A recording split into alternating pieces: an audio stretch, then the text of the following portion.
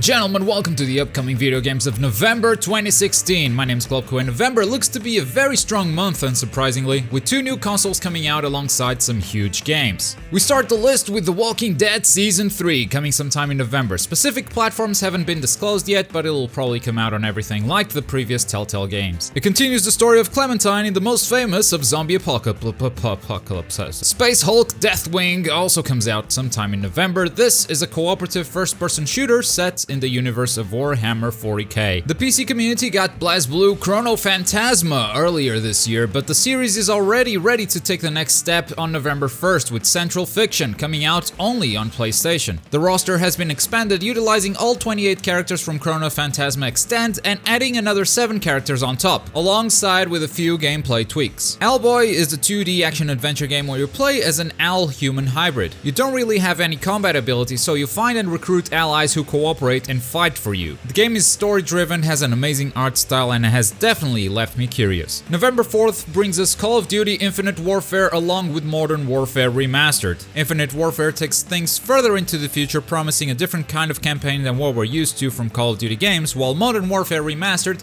has gotten a graphical overhaul and a selection of maps if you want to have some nostalgic multiplayer fun. Football Manager is still one of the most played games on Steam, and this year's edition comes out on the 4th with several new updates as usual. Too many to list in this video, that's for sure. Mario Party Star Rush came out last month in Europe and it's coming to North America on the 4th. Star Rush's biggest change is the replacement of the turn-based gameplay with the ability to move at will, simultaneously and without set paths on the game board. But who cares, because you all get random stars at the end and the worst player will end up winning the whole thing. Eagle Flight comes out for the PlayStation VR on the 8th after releasing last month on the Rift, and it's still coming to the Vive in December. Robinson the Journey is coming out on the same day for PlayStation VR, and it will have you living among dinosaurs. It's a story-driven first-person puzzle game with an impressive look for VR, and who wouldn't like to play fetch with a T-Rex? November 10th brings us the PlayStation 4 Pro, an updated PlayStation 4 with 4K capability, better specs which will provide faster frame rates, and it's compatible with your current PlayStation 4 and PlayStation Plus. So your library will just come over if you decide to upgrade. The 10th also brings us Tyranny, an RPG by Obsidian Entertainment, who brought us Pillars of Eternity previously. While not a direct sequel, Tyranny does build up on that game's mechanics. After all, it's an isometric RPG. On the 11th, Nintendo is launching the NES Classic Edition, also known as the Mini NES. It comes with HDMI support so you can plug it into modern TVs,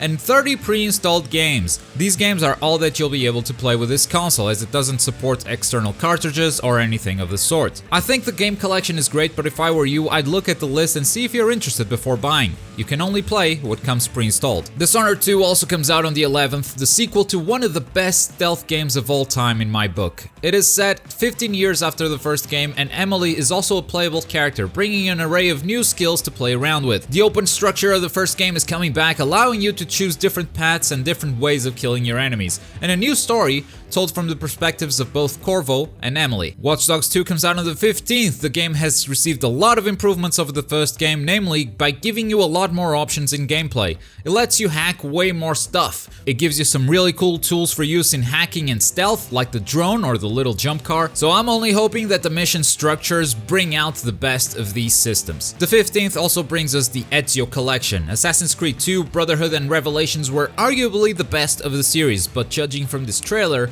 doesn't seem like they gave these visuals much treatment. It looks kind of awful. The 18th brings us the new Pokemon games. Sun and Moon bring us a whole new generation of pokes to catch, along with some interesting changes to the franchise's basic formula. The Alola region seems to have some interesting things to do besides conquering gym badges. Also, Poplar is the best. Fight me. Killing Floor 2 has been in early access for a while now, but its full release comes out on the 18th. It's a first-person shooter to be played solo or cooperatively with up to 6 players. You kill tons of zombie-like creatures with an array of creative weapons. Bloodbath is the word that comes to mind. Please buy this game. Darksiders was awesome and it's getting remastered, and I've been waiting forever for Darksiders 3, so Please make this sell really well so we can have more in the future, pretty please. Amnesia is also getting a collection. It's out on the PC but coming to the PlayStation 4. The Dark Descent, Justine, and A Machine for Pigs, all in a single pack. On November 29th, the 10-year wait will finally be over. Final Fantasy XV's huge open world and cast of characters and new combat system will finally hit stores, and we'll be able to immerse ourselves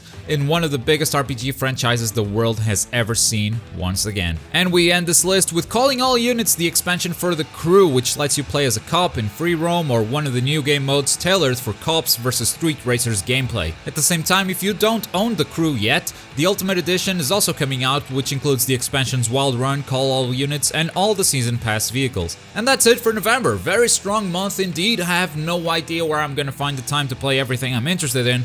But what about you guys? What games are you looking forward to playing this month? Let me know in the comments below, like the video if you enjoyed it, and subscribe for more gaming goodness. I've been Globku, thanks for watching, bye!